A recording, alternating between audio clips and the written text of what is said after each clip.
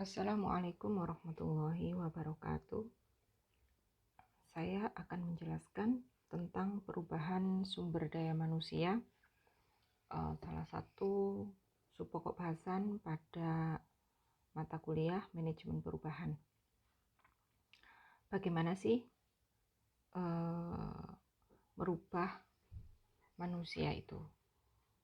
Merubah orang-orang yang ada di dalam organisasi. Orang-orang yang ada di dalam organisasi itu ada yang dikenal sebagai orang yang smart people. Nah, orang yang smart people itu adalah orang yang relatif sulit untuk dirubah. Karena merubah orang itu akan berusaha menghapus pemikiran yang salah, akan berusaha membuat mereka merubah apa yang sudah ada di dalam pemikirannya yang dianggap benar. Nah, bagi orang yang tidak termasuk smart people begitu ya, nah itu relatif mudah untuk dipengaruhi atau diarahkan atau diberikan penjelasan.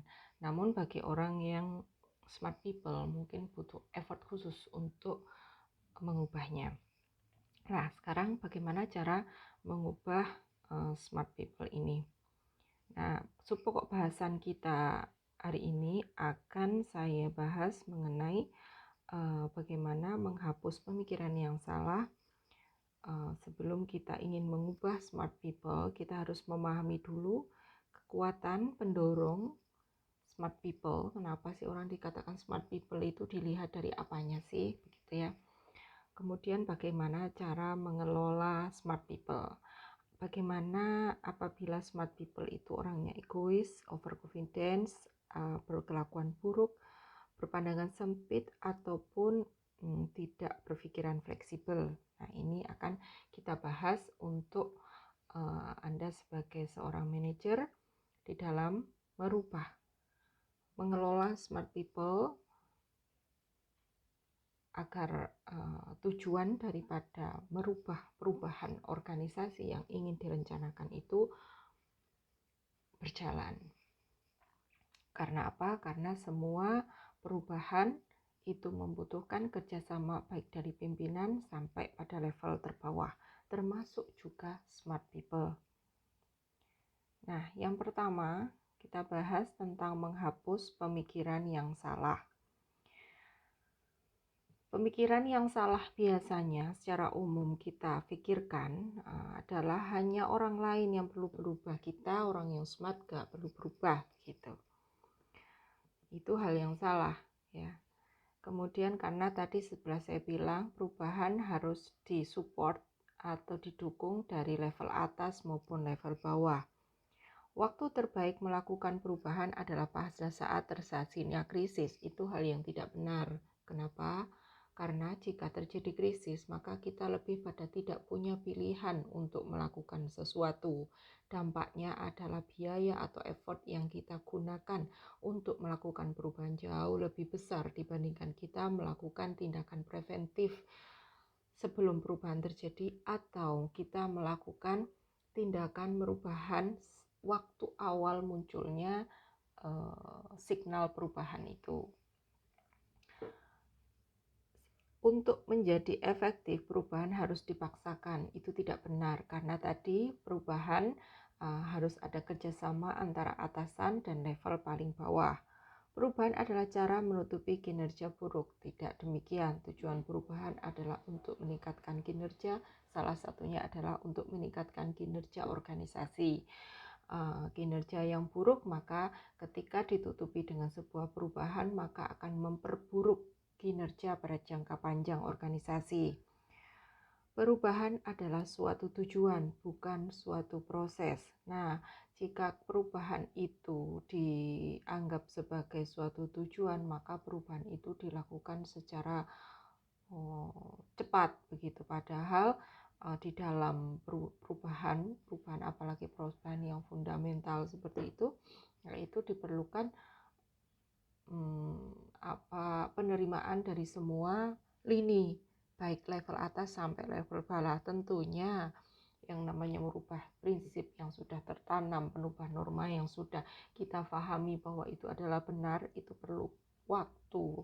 Nah, maka di situ jika kita berpikiran bahwa perubahan itu besok harus langsung berubah seperti itu, maka akan terjadi penolakan yang sangat begitu ya, karena tidak dibarengi dengan memberi informasi tentang mengapa kita harus berubah kepada karyawan. Kemudian juga dampaknya juga perubahan tidak akan berjalan. Kenapa? Karena tidak disupport oleh semua lini. Uang merupakan motivator paling efektif untuk melakukan perubahan.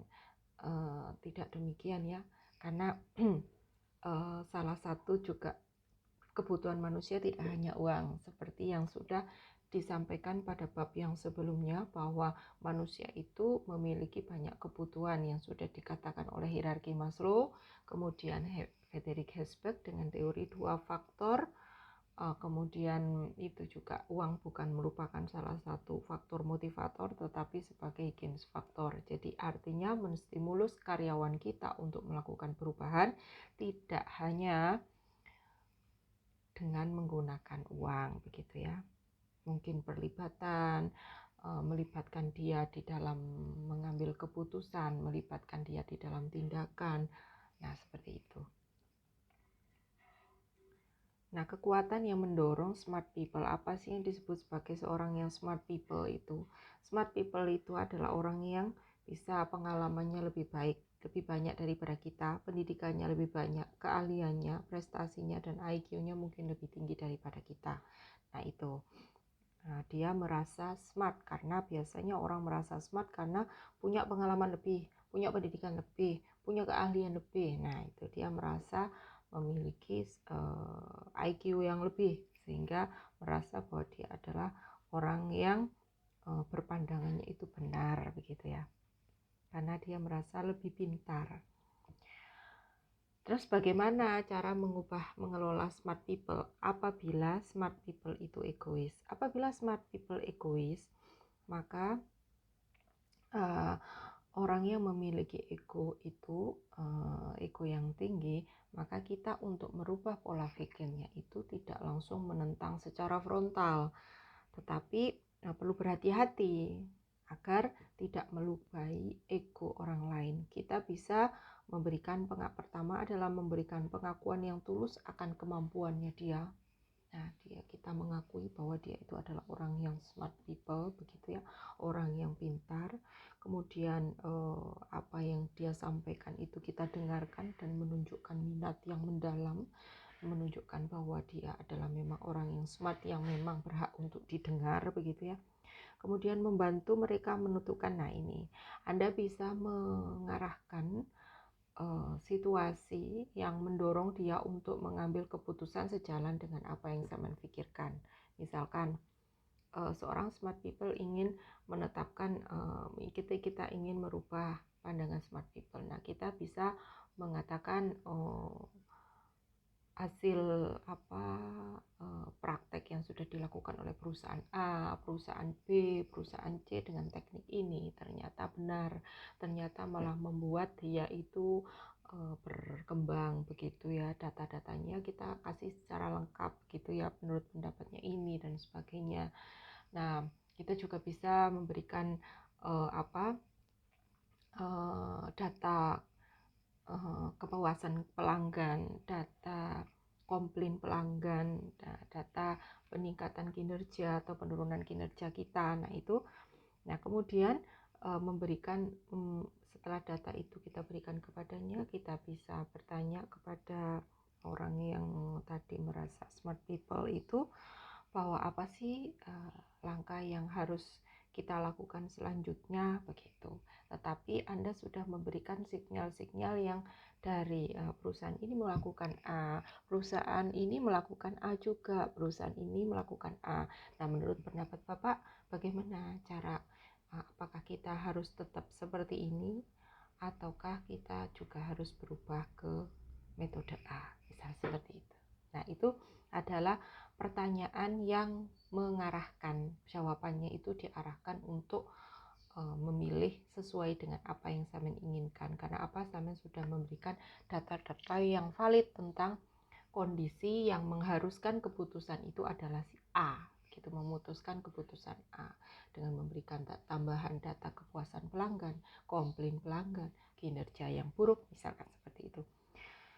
Nah, perlu untuk mengatasi smart people itu perlu kebijaksanaan dan perlu kesabaran yang lebih.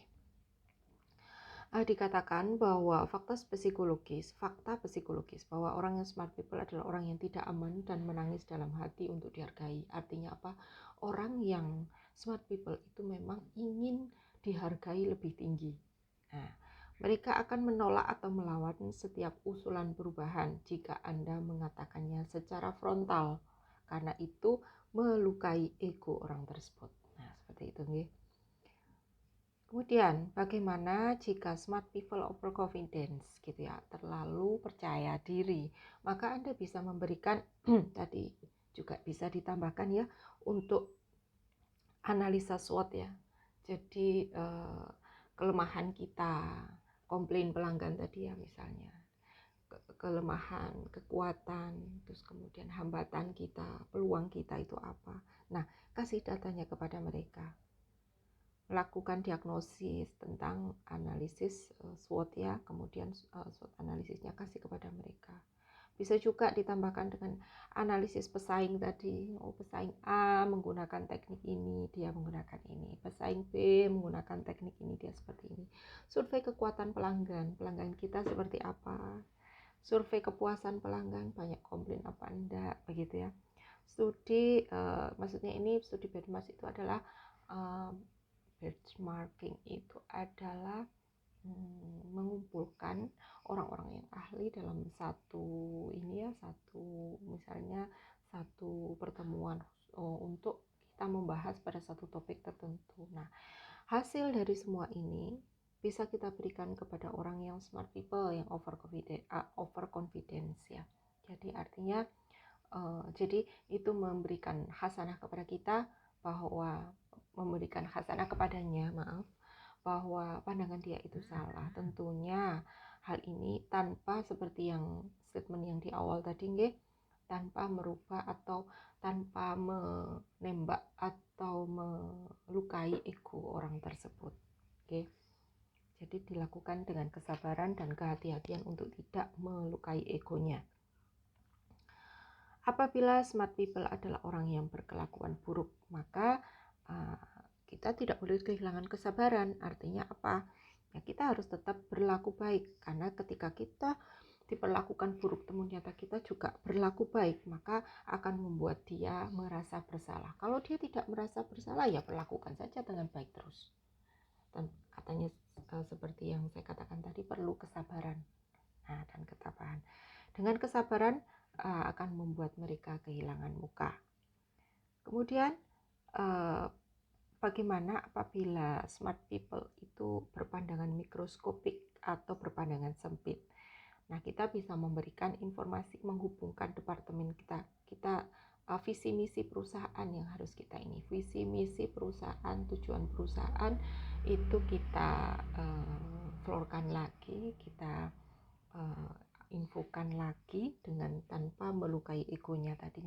Nah, itu kita juga mempertegas bahwa satu departemen tidak akan sukses tanpa support dari semua departemen. Nah, begitu.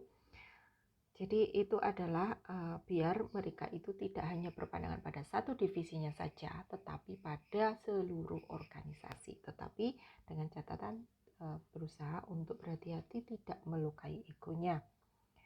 Kemudian apabila smart people itu tidak fleksibel, nah bagaimana jika dia tidak fleksibel? Ini ya juga merubah melihat rasionalitas perubahan, bahwa kita harus berubah seperti itu ya, menunjukkan cara lama yang tidak relevan dengan apa ya sudah saya jelaskan tadi, memberikan data bisa, jadi mengarahkan pertanyaan yang jawabannya itu sudah sama setting gitu ya. keberhasilan cara baru yang dilakukan oleh organisasi pada industri yang sama. Kayak tadi nih, menunjukkan kepentingan adanya perubahan. Nah, seperti tadi bahwa kita ada keluhan pelanggan, data dari eksternal, kemudian keberhasilan cara baru yang dilakukan oleh orang lain, cara lama sudah tidak relevan lagi, datanya kita berikan. Bukti manfaat itu, manfaatnya melebihi biayanya, mengurangi mengelola risiko perubahan itu seperti apa. Nah, itu dikasih informasi tentang itu. Ya, itu ketika smart people tidak bersifat fleksibel. Cara mencapai keunggulan dalam sumber daya manusia kita itu adalah mengembangkan potensi yang ada pada sumber daya kita, memperbaiki keterampilannya menjadi lebih efektif dan mencapai sukses. Nah, cara mencapai mengembangkan potensi, memperbaiki keterampilan menjadi lebih efektif dan mencapai sukses. Itu adalah 4 pokok bahasan yang akan kita bahas selanjutnya ini. Cara mencapai keunggulan SDM adalah dengan mengembangkan potensi. Maka mengembangkan potensi dimulai dari mengembangkan potensi diri. Nah, membangun percaya diri pada diri kita maupun pada karyawan kita. Dengan memberikan apa pada karyawan kita? Training, pengalaman, karena orang biasanya tidak percaya diri karena merasa kurang memiliki pengalaman, kurang memiliki kemampuan, jadi di training berani mengambil resiko, mengembangkan dorongan buat ambisi, memimpin untuk menjadi lebih efektif, memelihara kondisi fisik gitu ya. Nah, ini adalah cara untuk mengembangkan potensi. Memperbaiki keterampilan bagaimana? Meningkatkan pembelajaran. Waktu belajarnya ditingkatkan. Bagaimana? Ya, ada pelatihan yang lebih begitu ya. Berpikir efektif menggunakan logika, mengadopsi teknik yang sudah terbukti misalkan. Memperbaiki memori. Itu mengingat salah satunya adalah kalau itu adalah dengan mengingat angka begitu ya. Daftar urutan menggunakan asosiasi, misalnya pidato 30 menit tanpa catatan begitu. Setelah Anda membaca teksnya kemudian Anda mencoba sendiri. Ini adalah self untuk peningkatan keterampilan atau kemampuan Anda. Itu memperbaiki memorinya dengan misalnya Anda bisa membaca salah satu pidato gitu ya. Kemudian Anda berusaha untuk menjelaskan sendiri di depan kaca selama 30 menit tanpa catatan misalkan gitu. Memperbaiki kemampuan membaca, kecepatan tes membaca, menulis berbicara secara lancar, nah seperti itu. Aplikasi di dalam organisasi ya tentunya tergantung dari jenis pekerjaan di dalam perusahaan itu.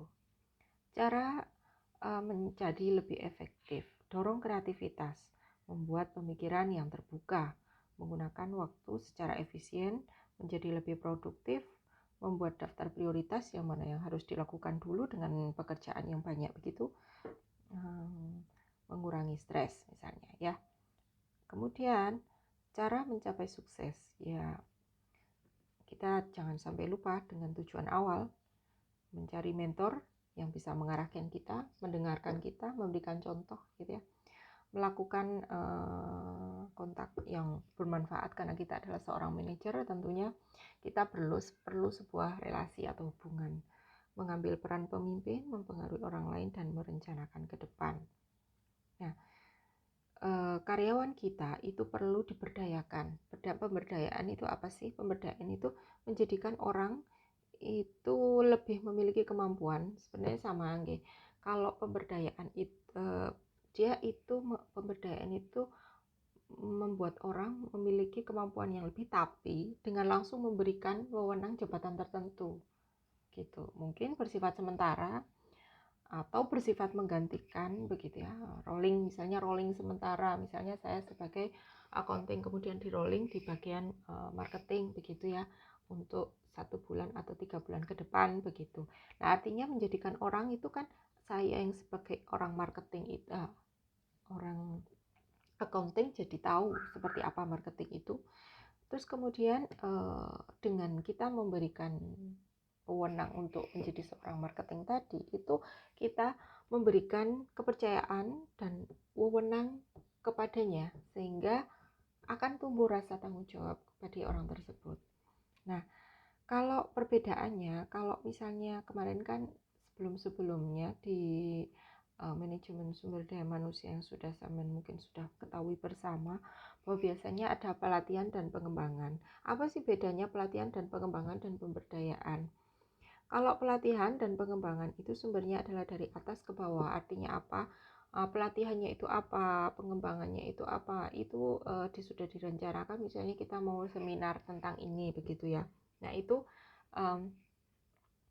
sudah direncanakan oleh organisasi, baru kemudian diaplikasikan oleh lini bawah gitu ya. Jadi dari organisasi diaplikasikan ke lini bawah. Tapi kalau pemberdayaan itu bottom up, jadi dia dari lini bawah kemudian ke atas. Artinya apa? Karena dia yang pada lini bawah itu ketika diberikan wewenang tanggung jawab, dia akan mendorong diri mereka sendiri untuk mau berperan, mendorong saya sendiri misalkan tadi sebagai karyawan mau berperan menjadi seorang marketing, bagaimana belajar menjadi seorang marketing. Nah, melibatkan karyawan dalam pengambilan keputusan, bertanggung jawab menyelesaikan pekerjaan akan berdampak pada peningkatan kemampuannya dia. Secara otomatis dia sendiri akan belajar bagaimana sih cara mendekati orang yang baik untuk kesuksesan marketingnya dia selama 3 bulan ke depan, misalnya seperti itu. Nah, pemberdayaan ini diperlukan. Kenapa? Karena perubahan selalu berubah. Ya, tentunya orang itu juga harus memiliki kemampuan yang tidak ada pada satu bidang, tapi bidang-bidang yang lain. Terus kemudian karena SDM itu merupakan hal yang penting untuk kita tingkatkan kemampuannya, karena kesuksesan atau kemampuan SDM kita akan mencerminkan kemampuan daripada organisasi kita. Nah, sehingga untuk bisa terjadi adanya pemberdayaan itu, maka manajer itu harus mempunyai kemampuan dan komitmen. Manajer harus mempercayai kemampuan dan komitmen bawahan. Karena dari merubah yang namanya tadi jadi accounting ke marketing, itu kan kadang-kadang manajer akan was-was, Anda akan was-was. Ntar bisa apa enggak ya? Jangan-jangan akan bisa menurunkan kinerja kita. Maka manajer harus mempercayai kemampuan dan komitmen bawahannya, gitu ya. Bawahan mempercayai dan menghargai manajernya, gitu. Dan bagaimana cara membantu orang atau karyawan kita dalam menyesuaikan perubahan. Kita harus tahu reaksi ketika ada sebuah perubahan itu adalah dia akan shock, merasa bahwa diancam. Orang akan marah dan menyerang, kritik itu hal yang wajar. Jadi kita tidak boleh tersinggung. Kita sebagai atasan tidak boleh tersinggung. Kita harus memahami bahwa itu adalah reaksi awal dari perubahan. Kemudian mereka akan berhenti menyangkal kenyataan perubahan. Kemudian akan lama-kelamaan melepaskan situasi lama, menerima bahwa perubahan memang sudah harus terjadi. Dan hal tersebut, ketika ada proses tersebut, hal yang harus dilakukan individu adalah mengendalikan emosi, berusaha berpikir secara rasional. Nah, karena mempertimbangkan keuntungan dan kerugian yang akan diperoleh jika tidak melakukan perubahan. Dan yang harus dilakukan oleh perusahaan itu adalah memberikan perubahan kecil agar tidak shock. Maksudnya apa? Perubahan harusnya kita itu menjadi perusahaan yang senantiasa berubah. Artinya karena kita perubahan itu adalah sesuatu hal yang pasti terjadi, gitu ya. Sehingga kita seringkali memberikan pelatihan perubahan kepada karyawan dengan melakukan perubahan-perubahan kecil yang sering terjadi di perusahaan gitu, sehingga ketika ada perubahan lagi nantinya kita melakukan perubahan kita selalu berubah gitu ya, entah berubah misalnya layout, merubah warna dinding, merubah tempat kerja. Intinya kita membiasakan kepada karyawan untuk berubah gitu ya. Kita sering melakukan perubahan-perubahan yang ada di dalam perusahaan, sehingga ketika ada perubahan yang terjadi yang memaksa kita harus berubah bukan sesuai keinginan kita, nah karyawan kita sudah tidak shock lagi karena apa, sudah terbiasa dengan perubahan itu. Adanya saluran verbal untuk melepas selentingan dan gunjingan. Jadi artinya orang tadi kan ketika ada perubahan, orang merasa diancam, orang akan marah dan menyerang. Maka dibutuhkan saluran verbal, kritik dan saran mungkin dari kotak saran dan sebagainya untuk meluangkan, untuk mengeluarkan, bukan meluangkan untuk mengeluarkan hal unek-unek emosi yang ada pada dirinya sehingga itu bisa diketahui oleh manajemen sehingga manajemen bisa bersikap. Hal apa yang harus bisa dilakukan, ketakutan apa yang ada pada mereka. Nah, itu bisa diberikan counter dari hal yang mereka cemaskan. Mendorong pengambilan resiko. Jadi kita juga kesehariannya gitu ya, setiap mungkin sebulan sekali, seminggu sekali itu memberikan dorongan mungkin berupa dari bisa memberikan pelatihan begitu ya tentang kita memang harus mengambil resiko karena resiko yang high risk high return biasanya resiko yang besar maka dampaknya adalah hasil yang besar ketika kita ingin memancing ikan paus atau ikan hiu tentunya pancingan umpan yang kita gunakan tentunya bukanlah ikan yang kecil sekali yang tidak dilihat oleh ikan hiu atau ikan paus gitu ya. Orang ada menerima perubahan, orang ada yang menerima perubahan, ada yang keluar dari organisasi dan ada yang tidak mau menyesuaikan diri. Jadi itu adalah kita harus mensikapi sebagai seorang pemimpin di dalam perusahaan. Ada orang yang tidak mau menerima perubahan akhirnya keluar dari organisasi, ada yang tidak mau menyesuaikan diri, ada yang tetap stay. Nah seperti itu. Nah, kita harus mengelolanya dengan baik. Baik, saya rasa itu hal yang bisa saya sampaikan. Ada kurang lebihnya saya mohon maaf. Mudah-mudahan bermanfaat. Wassalamualaikum warahmatullahi wabarakatuh.